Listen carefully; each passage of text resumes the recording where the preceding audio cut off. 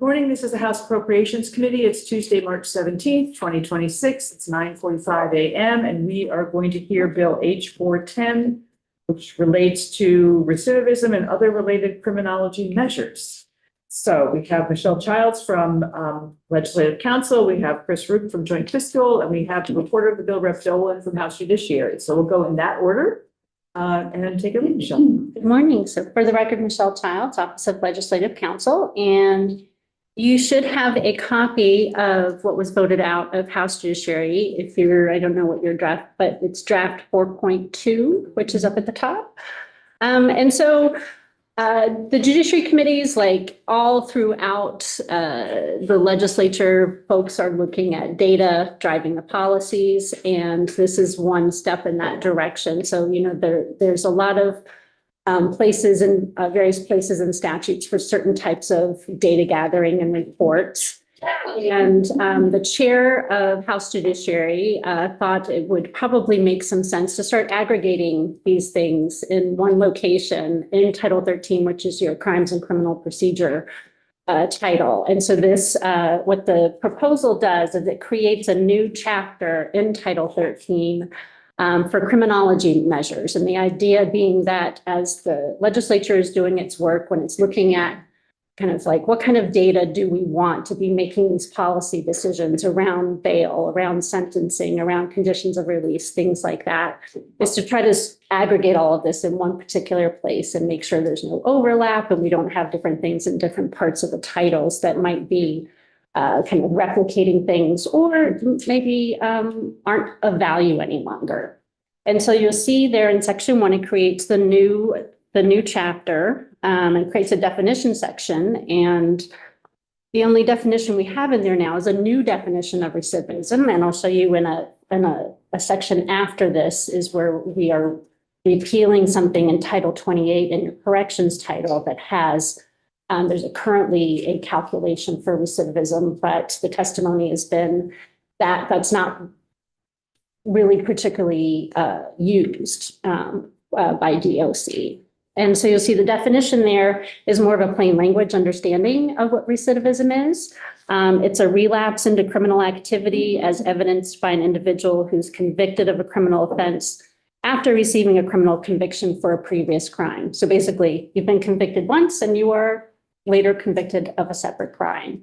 And then there's different ways to measure that. I don't know how detailed you want me to explain this definition. I think high level is okay. All right. And then the rest of the definition just talks about how you calculate it, the point of which you're going to run the clock. Because if you're doing a 3-year look back or a 5-year look back, and so it identifies those certain points in time for the folks who are doing the statistical analysis.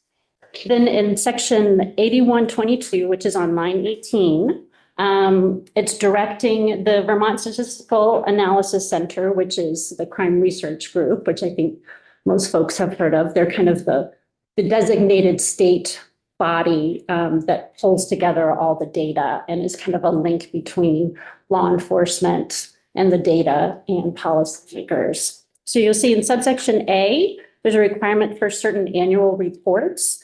So it's on or before April 1st. The SAC shall submit the following reports to the Senate and House Committees on Judiciary, the House Committee on Corrections and Institutions, and the Senate Committee on Institutions. And then you'll see on page 2 the list of the types of reports. So again, these would be annual reports. So there's an appropriation here at the end, and that is just for FY27, but it would be something that would be reoccurring because we're putting this in statute. The first one is on bail rates. So it's an annualized report on bail rates, including hold without bail, monetary amounts, and bail posting information aggregated by county.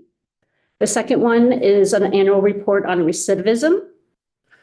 So it's just using that definition that we just spoke about, and it specifies there for purposes of recidivism that they're using a 3 and a 5-year look back.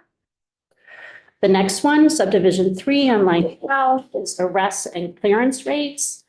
And that is to be organized by crime according to data from NIBRS.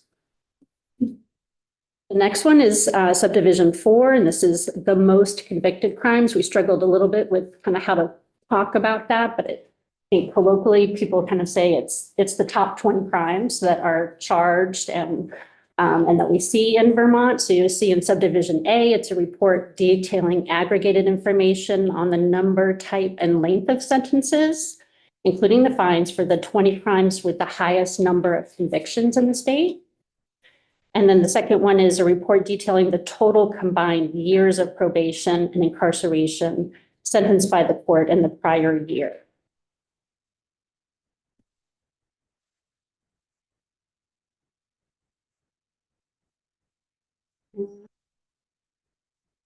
We are missing a page.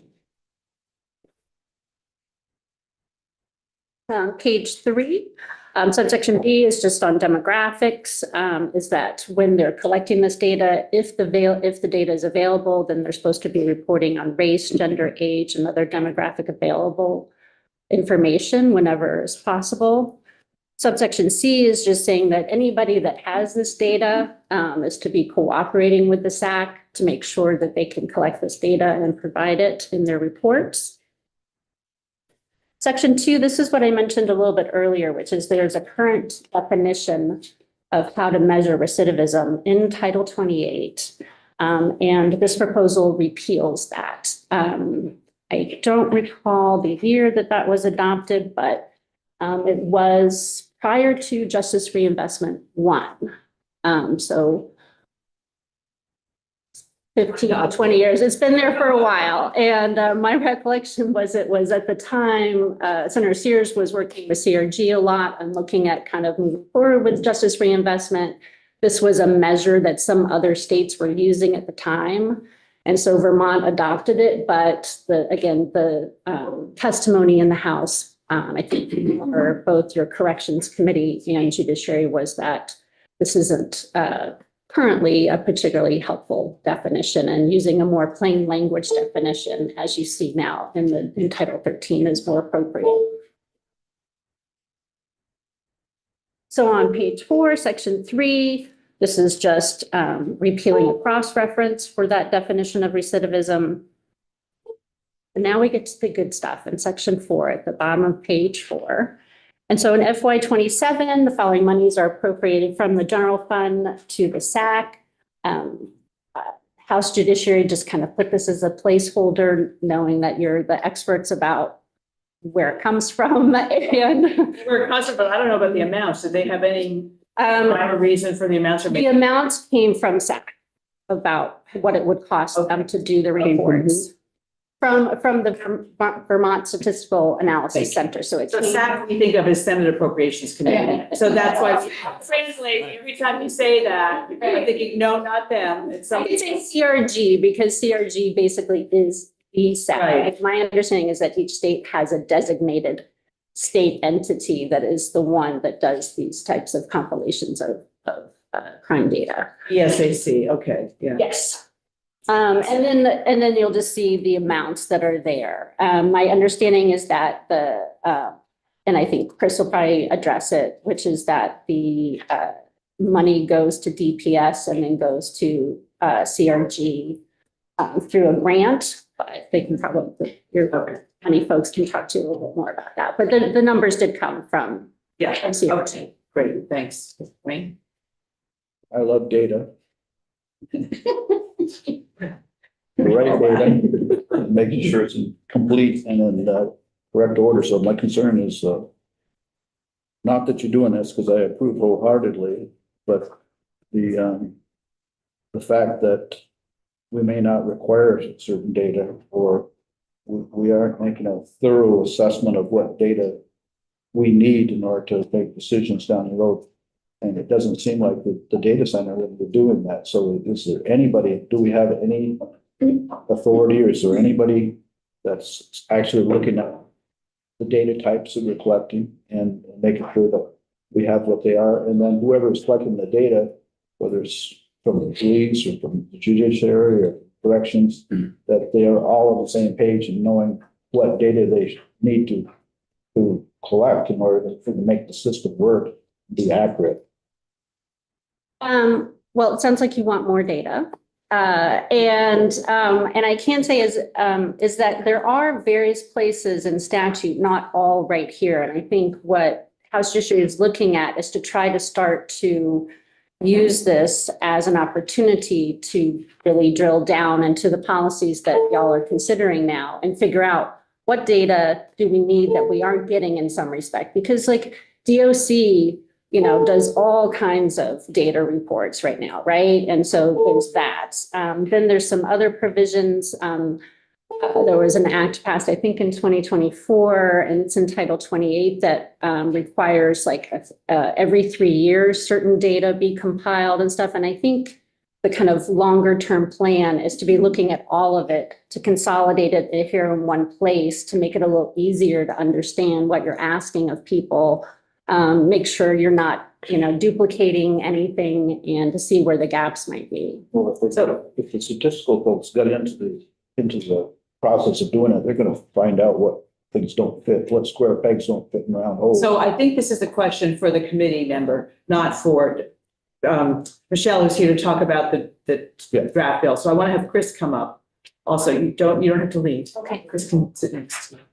Did you have a question about clarification on the bill at all, Lynn, or is this? Well, something that we no, can I'm ask? just trying to think. I remember CRG being a very important part of both institutions and judiciary with incredible data and really good stuff. I'm just curious as to why we're now creating an SAC that would be. We're not. So we'll have Rep. Dolan talk about that.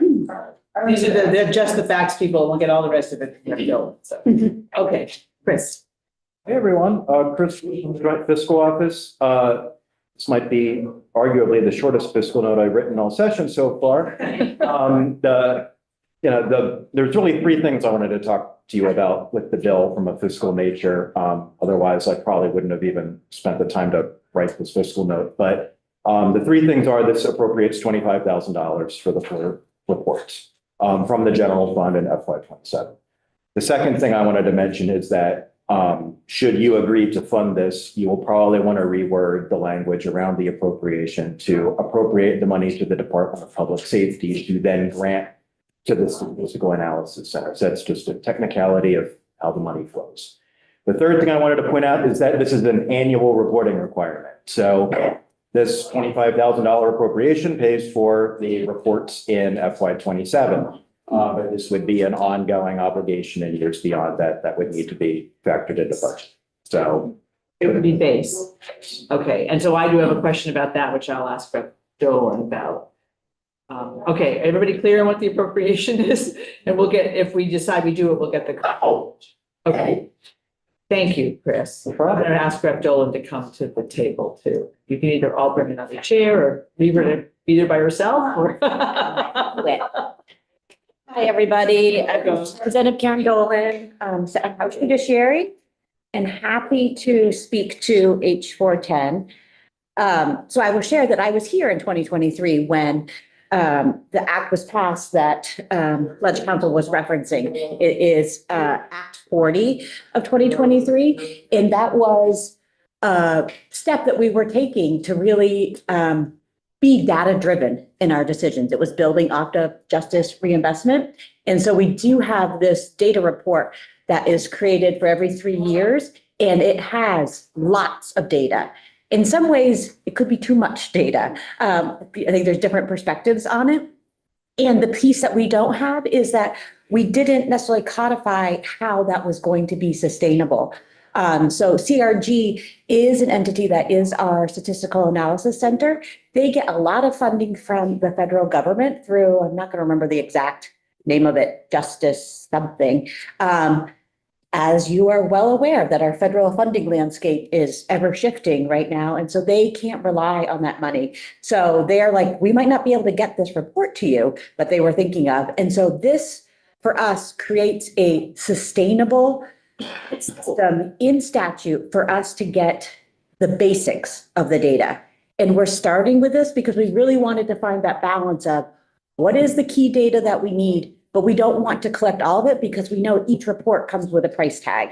And so that's the balance that we were trying to create is we agree there's a lot more data that we could be looking at, let's start with this, create something that is sustainable and that'll be there that we can look to each year. Because as we're also seeing, our criminal justice landscape is also shifting. We're starting to see numbers go up again, and that's a cost for our state. And so we can be looking at those numbers to find what can we do to adjust that for not only costs, but also for public safety and for impacts of the criminal justice system.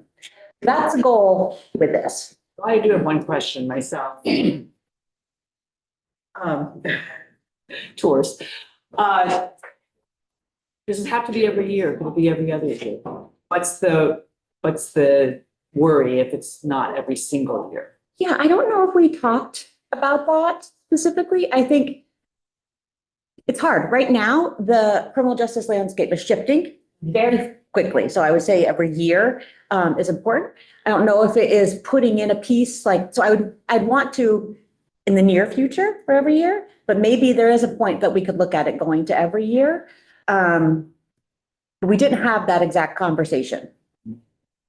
So it's something we could explore. Okay, Wayne and Lynn. And that's just well, once the databases were built properly, you ought to be able to have an automated generated report every year, but you wouldn't have to have. Yes.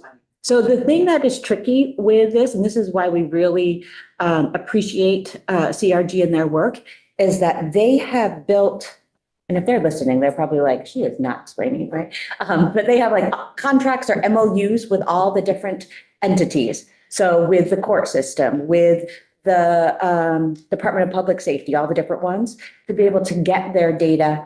And then they take it and I think they have to clean it, scrub it, and put it all in together. So I think even if the database exists, they still have to work with all the different entities to collect their data and put it in so that it all, like you're getting apples here, oranges here, watermelons, how do you put it all together to analyze?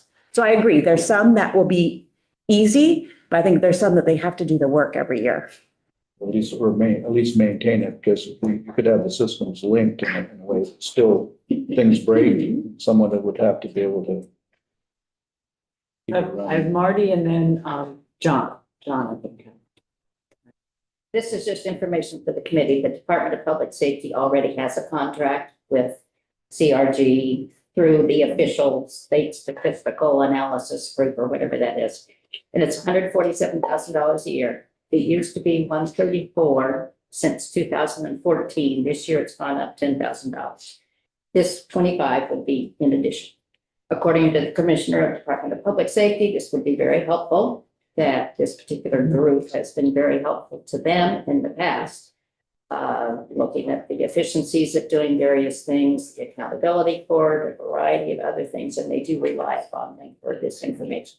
They think it's a small amount to pay for the information they get, and they believe that this extra $25,000 would certainly, well, it's not in their budget, but they would agree this. Okay, because it has to go through them. Right, the grant has, Right. the grant is, they just, among the agencies, they have decided to channel it through the Department of Public Safety. Okay. John, did you have questions? Just real quick, so just, have nothing to do with the money here, but Yeah. the data that, is collected, is there a steady flow of that gets sent to the data center, or is it like a 36 months, or just curious about? I don't know the specific details of it, but again, they develop contracts with each one of them. And the other thing that we put in the bill specifically is that, because that's kind of a different thing, right? You put your data out, put everything out there to the center that's going to create this report, that we had that they will have a chance to preview the report before it goes live. So they can be like, oh, well, can we add a little asterisk here explaining why this is that? So it really is trying to be a partnership, not just taking your data and posting it. It's, Sure. let's really tell the whole story. Because when you're talking about reporting, rates of things here, there's a time at which everyone, they should receive the data. So Yes, calculate that. yes, Yeah. Go ahead. yes, yep. Thanks. Yes, I want to speak to the funding. I knew that this bill was coming here. I knew the appropriation was there.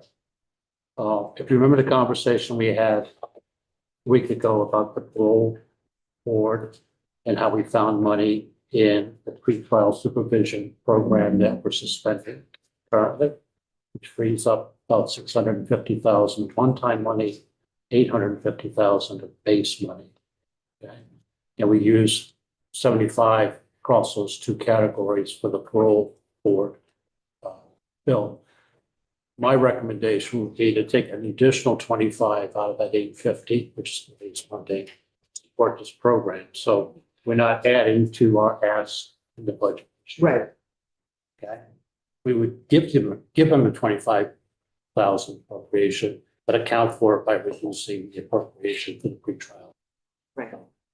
Okay. Yeah, but would it still run through the DPS budget? Oh, yes, Yeah. because we're still making an appropriation, Okay. which is We're accounting just, for, we're accounting for the money. We have the money elsewhere. Yeah, so we can go to this. Yeah.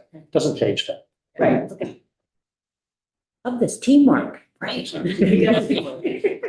That's my 5-year-old grandson says, we're doing teamwork. It's very cute. Does that make sense to people to do that? Are people, Chris? Madam Chair, I was just going to suggest that if that's the direction the committee wants to go down, and, this isn't a new ask, similar to H 159 Right. with the parole board, I would just suggest that the committee might want legislative council to draft a simple amendment that discusses Yes. that money through Yes. DPS. And I believe the council already has that language in her inbox, so. Oh, she does.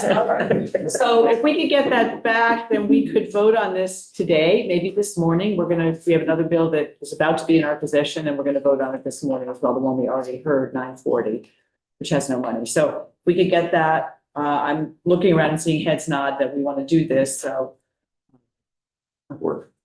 You could just send that back to us, and then we'll maybe, Something to Autumn this morning. you already sent something? No, I will. Oh, okay, you'll send it, and then I don't know that we actually need to have Michelle come back to tell us that we're giving it to. I don't think, so don't worry about that. I think we can manage it. Chris can also tell us if we need more help understanding the sentence change. And I won't need to be here as well. You don't need to Okay. be here either, but you can sense where we're going, even if we haven't voted.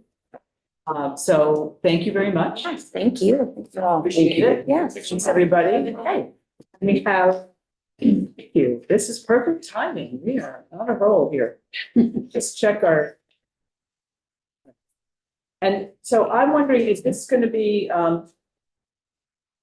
it's going to DPS, but is it Trevor's bill or is it? Why don't you and Trevor decide? This, why don't you and Trevor having decided doing bills this year? Doesn't matter to me. The actual bill will simply say that we. Internally, we know where the money's coming from, but we are still Right. appropriating money to Yes. DPS for them to. Yes, yes.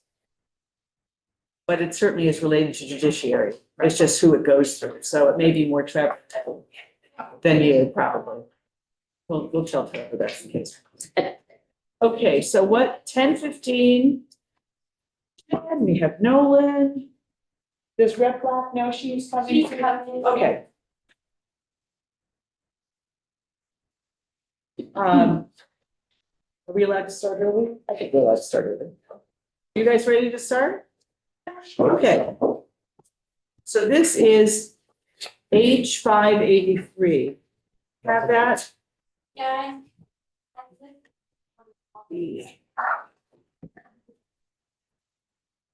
So it will be on our website.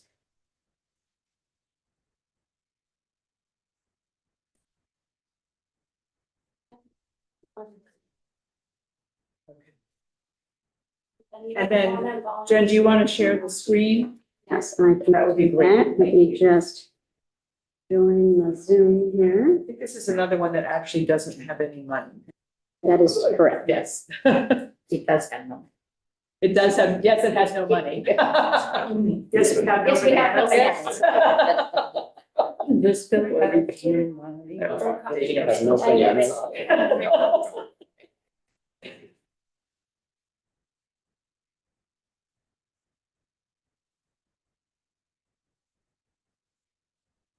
All right.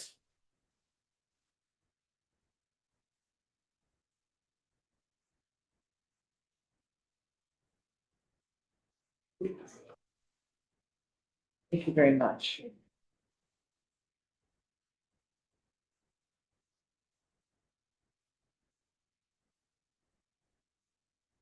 That was 410.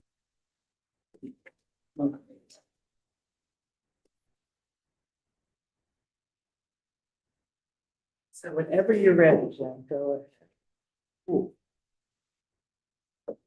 Great. Good morning, Jen Carby from the Office of Legislative Counsel. I will put the language up on the screen and we'll give you a high level or as low or high as you wish. But there, as was noted at the outset, there is no money in this bill. So let's just keep it high level. Right. We are, yeah, Looking at H 583, an act relating to healthcare financial transactions and clinical decision-making, although you'll see for the end that the name would change to just an act relating to clinical decision-making.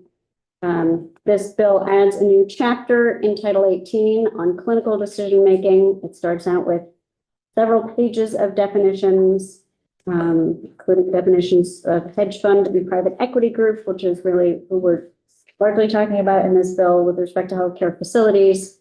So section what would be 18 days, 9772 is limitations on control over clinical decision-making by private equity group or hedge fund. And this is the concept of a prohibition on the corporate practice of medicine, if you've heard of the corporate practice of medicine doctrine. And it says the purpose of the section is to ensure that clinical decision-making and treatment decisions are exclusively in the hands of healthcare providers and to safeguard against non-licensed individuals or entities such as private equity groups and hedge funds exerting influence or control over healthcare delivery. And then it prohibits private equity groups and health and hedge funds involved in any manner with healthcare facilities doing business in the state from doing certain things with respect to the healthcare facility, like interfering with the judgment of the providers and making healthcare decisions, or exercising control or being delegated the power to set certain standards around delivery of services, hiring or firing of providers based on clinical competency or proficiency, basically doing things that require clinical decision-making or clinical judgment if they are not licensed healthcare professionals. And then some additional provisions around that. And then it allows a healthcare provider who is aggrieved by the actions of a private equity group or hedge fund or someone controlled directly in whole or in part by a private equity group or hedge fund in violation of this section to bring an action in superior court for equitable relief, actual damages, reasonable costs, and attorney's fees. Section 9773 requires healthcare facilities and management services organizations to provide information to the Green Mountain Care Board by July 1st, either saying they do have private equity group or hedge fund ownership or investment interest, or they do not. If they do have involvement from a private equity group or hedge fund, then they would have to provide certain information to the board in a form and manner required by the board. And it spells out what that information is. And then after July 1st, 2026, they would also have to report anytime they get new private equity or hedge fund ownership or investment interest, or there's a modification to that an existing interest. It exempts certain entities from reporting and provides that information is public and not confidential, proprietary, or trade secret, except an individual provider's tax ID or personal contact information and the profit and loss statements and balance sheets, although that would be provided to the Office of the Healthcare Advocate. There are penalties for knowingly failing to report the required information, and also for healthcare facility or management services organization that makes a material misrepresentation in a report required under this section. And it allows the Attorney General to maintain an action in superior court to collect those penalties and seek appropriate injunctive relief. Section 9774 requires the Green Mountain Care Board by February 1st of 2027 and every 2 years after that to post on its website a report about the information that was provided to it under the previous section to allow people to have a sense for ownership of healthcare facilities and management services organizations in the state. Again, that information is largely public except for an individual provider's social security number, and allowing the Green Mountain Care Board to share that information with other state agencies as appropriate. The act would take effect on July 1st, and let's see, after passage, the title of the bill would be an act relating to clinical decision making. For that high level quick run through.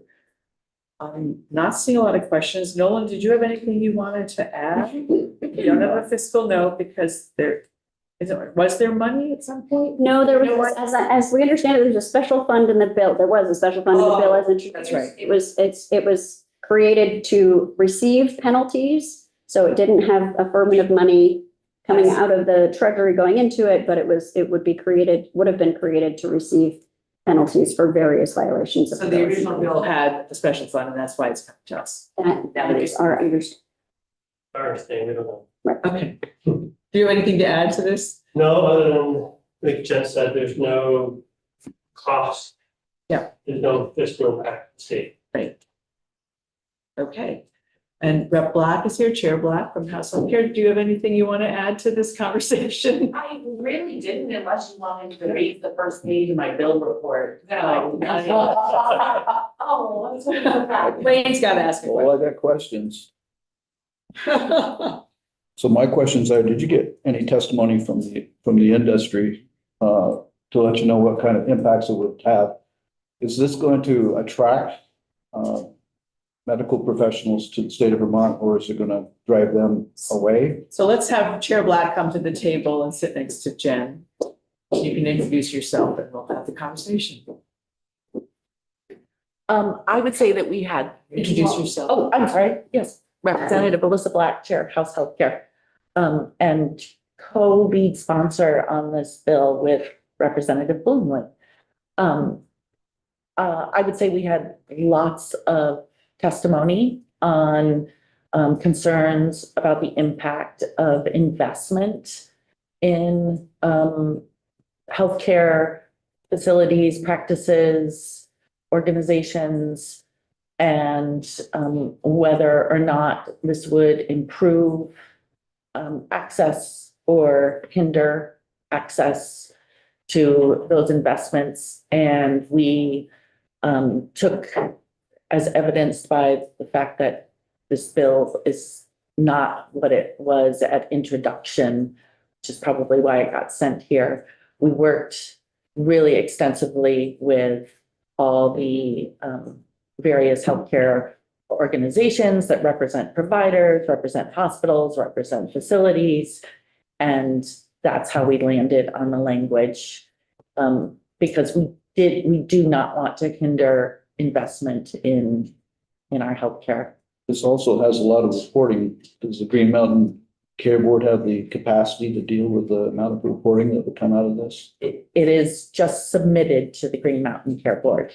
And actually, most of the reporting, healthcare providers have to essentially attest if they do not have ownership or agreements with private equity or hedge funds.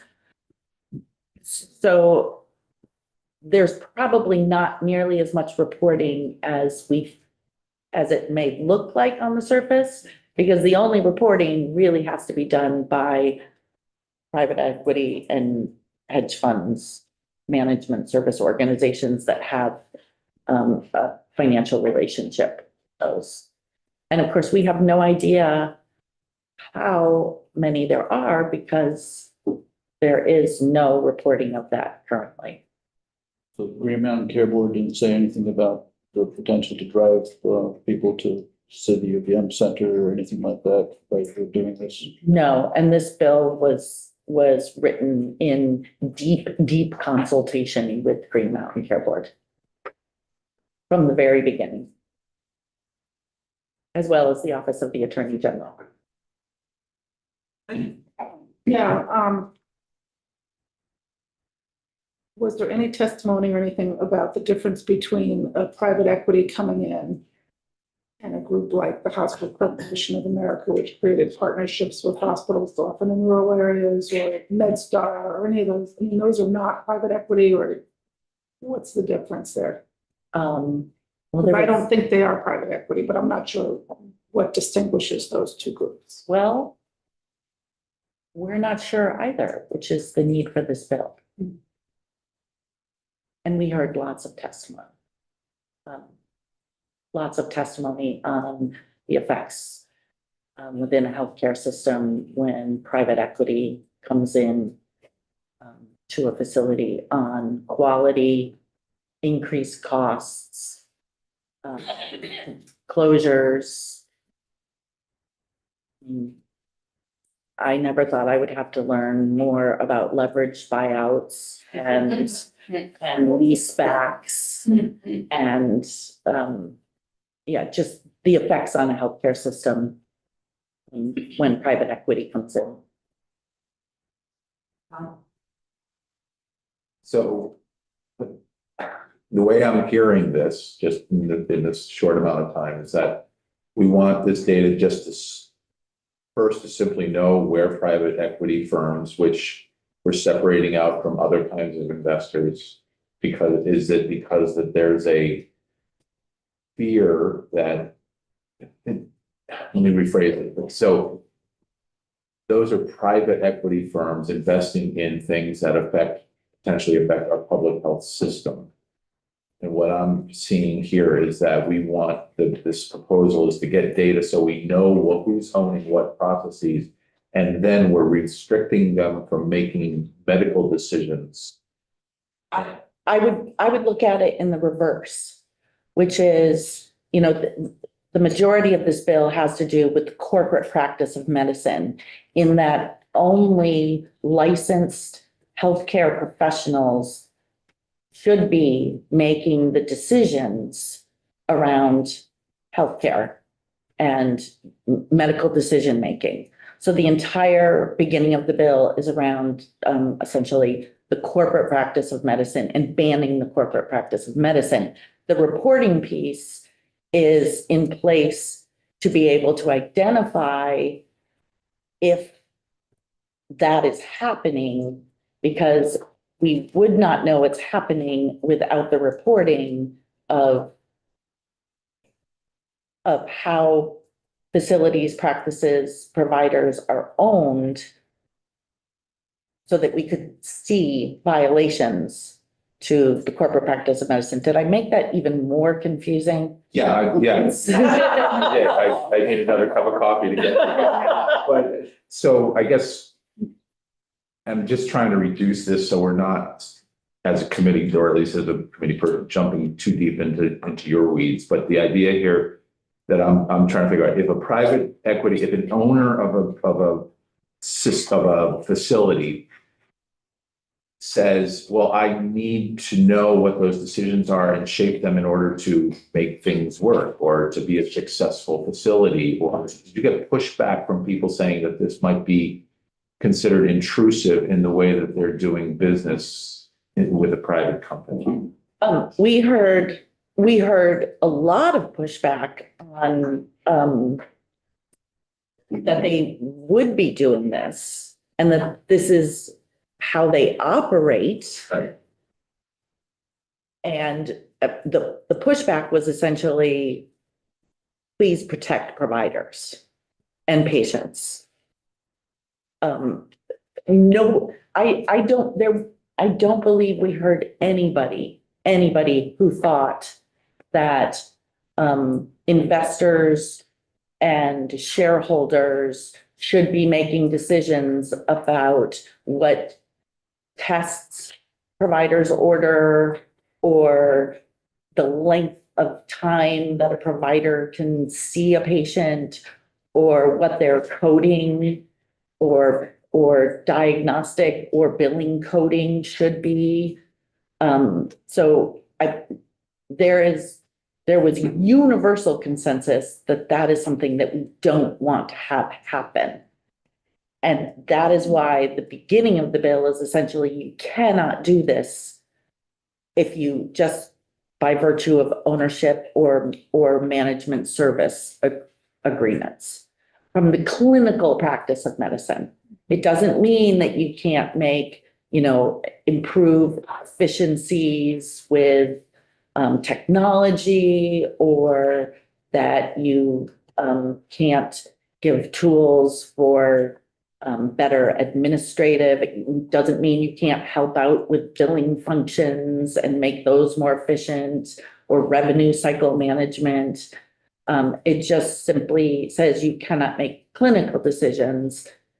And by virtue of banning those practices, we then have the reporting piece so that we know who's owned by who in case those things happen, and also so that providers can have recourse.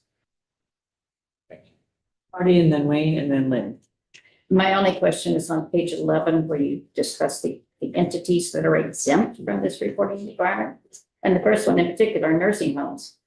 I wonder why that's there, because certainly we've had concerns about ownership of nursing homes. We do, and the reason they're exempted is that there's already a process in place through Dale, where ownership structures are reported to Dale, and they go through a regulation process that way. Which provides essentially the same information that you're already asking for these other entities. Yes. Wayne and then Lynn. I'm looking at page 8D1, the organizational form of a healthcare facility as a sole proprietorship, partnership, foundation, or corporate entity of any kind shall not affect the applicability of this section. That suggests to me that if you get two doctors that have a partnership, that this would apply to them. How will that hinder, harm, or somehow impact their business? I'm gonna take that. Yes, Okay. please. This is in this section on clinical decision-making and making sure that clinical decision-making is exclusively in the hands of healthcare providers. So if there is a private equity group or hedge fund involved with that two-person practice in some investment or ownership capacity, the private equity group or hedge fund would still be prohibited from directing the actions of the healthcare provider. So what that provision is saying is it doesn't matter what type of corporate or organizational form the healthcare facility takes, there's still the ban on the corporate practice of medicine. Lynn? Yeah, did you hear any testimony from insurance companies? We did. What did they say? Our one domiciled insurance company, Blue Cross Blue Shield of Vermont, is very much in favor of this bill. I believe we also heard from MVP, who is our other insurer and qualified health market, and they also were in favor. We did hear some concerns from Cigna, which is the only other insurer that we have in the state. And they had concerns around some telehealth things that they have. And that's another reason why there is a carve out on the reporting piece for entities whose healthcare services are delivered in Vermont and provided exclusively through telehealth. Page 11, that number 4. Yeah. Other than that, they did not voice any concern. Any other questions for folks? There is no money. We've heard the bill. I would love to have us vote it out. People feel like they're ready to take a vote, so we don't have to come back to it later. May Go ahead. I ask a procedural question? Is it even in your committee yet, technically? Let me find out. We are delaying a vote on something that's coming to us this morning. This is a very selfish question because I'm wondering when this is going to be on the floor. Let me just see what I have on my, what number 5. It says on It may be as of now. That is referring to. Yes. our I think it may have been referred within the last 30 minutes. Okay. Yes. We are only voting, yeah, there's another one, we heard at 8:30 and we hadn't gone on the floor, so now we have to go back around and vote after, but this one, Okay. with this one we have. And that means it goes back on notice tomorrow? Goes back on this tomorrow. For second reading on Thursday. Thank you. That was really, it was very selfish of me to ask that. I'm getting a lot of texts from committee chairs saying, when are you doing my bill? Can you do it later so it can happen next week? The next 2 weeks or, anyway. I'm just asking for Wednesday to be able to write this thing, so that's. Yeah, you would have to. And it's, yeah, then there's Thursday, Friday. Yeah. So, if there's no further discussion, I'd entertain a motion to approve H583 So moved. as amended. Thank you, Dave. For a second, John, okay. Any further discussion? Seeing none, when the clerk is ready, you may call the roll. Representative Blumling, Yes. Representative Dickinson, Yes. Representative Feltus, Yes. Representative Consenta, Yes. Representative LaRoche, No. Representative Rowicki, Yes. Representative Nigro, Yes. Representative Squirrel, yes, Representative Stevens. Yes. Representative Yakavoni Yes. and Representative Shaw, Yes, 10-1-0. okay. And the reporter, I believe, is Dave. Oh, do you think so? Well, did you think it was somebody else? I'm Monday. What day is it now? I think it's you. So thank you all very much. You just pass it out. It'll be on notice today and on the floor Thursday and Friday. So you have time. You have a day and a half to write your I'll bill. notice tomorrow. Notice tomorrow. 3 days. I don't know. Plenty of time. Thank you all. Concerns. I have another one that's up tomorrow that I have to write tonight. Okay. Another one we can move from in to out. Transparency never works. Oh, yeah, well, you can put it on hand for 5 minutes and move it to out so we can have that satisfaction. Okay, we have emergency management. Do we actually have everybody here yet? I don't think so. I don't see Tucker, Chris, or, I didn't see Chris or Rebecca. Let's go offline and we'll come back in 10 minutes. So this is break time. But then